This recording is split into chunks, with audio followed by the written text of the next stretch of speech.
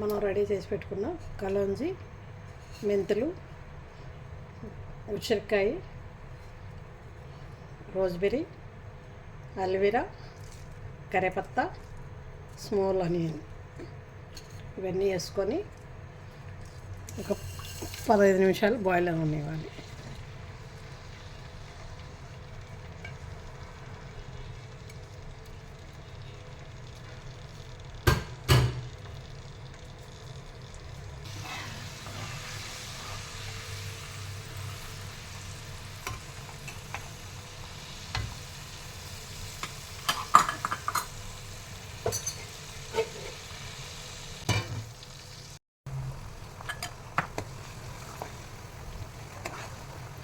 ఇవన్నీ వేసుకొని బాగా 15 నిమిషాలు బాయిల్ అయిన తర్వాత బంద్ చేసుకొని ఇలాగే బాటిల్ తీసుకొని స్టోర్ చేసి పెట్టుకుంటే ఈ జ్యూస్ అంతా బాగా దగ్గరకు వస్తుంది.